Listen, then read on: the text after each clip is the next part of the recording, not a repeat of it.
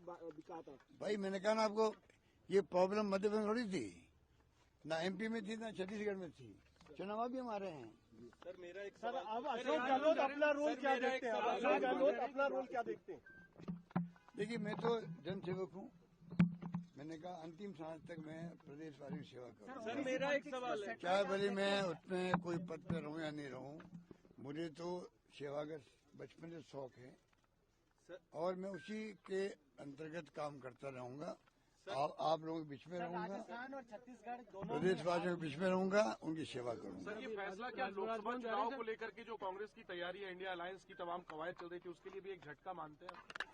देखिए इन बातों का फर्क तो पड़ता ही है,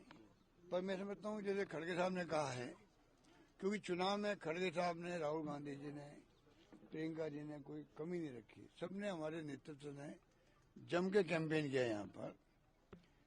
और हमारी स्कीम इतनी शानदार थी, हमें उम्मीद थी कि स्कीमों के आधार पर आगे जो वादे करें उनके आधार पर और कानून ऐसे ऐसे पास किए उसके आधार पर सरकार हमारी बनेगी, नहीं बन पाई। खड़गे साहब ने आज भी कहा है कि जो हुआ तो हुआ है, सबके सामने हम इसको भी देखेंगे क्या कारण रहे होंगे, आगे पार्लियामेंट तैयारी करने की हमें शुरुआत करनी चाहिए। मेरा मानना कार्यकर्ताओं को मैं कहना चाहूंगा,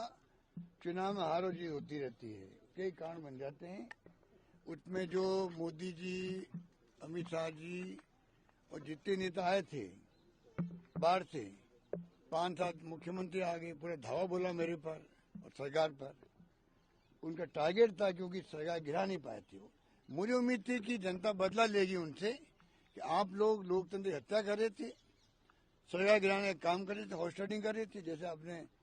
मध्य प्रदेश, कर्नाटक, महाराष्ट्र में करी, तो मैंने कहा जनता बदला लेगी। हो सकता है कि जनता वो बात समझ नहीं पाई होगी सर जो सचिन पायलट के और इसलिए मैंने जो उम्मीद की थी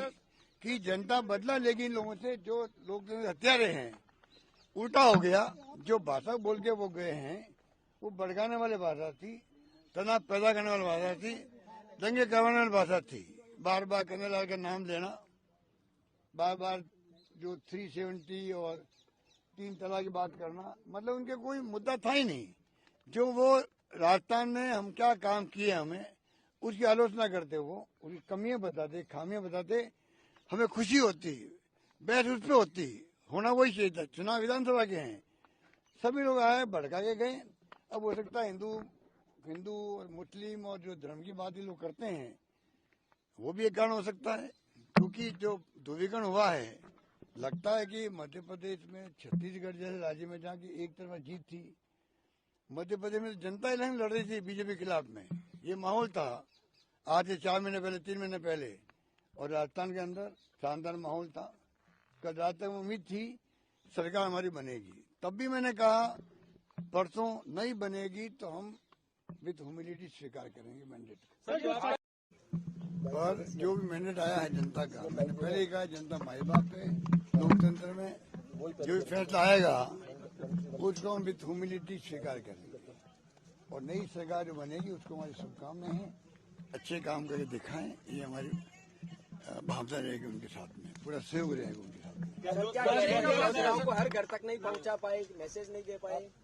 ये लगता है कि जो स्कीमें शानदार थी हमारी, कानून में ऐतिहासिक बनाए,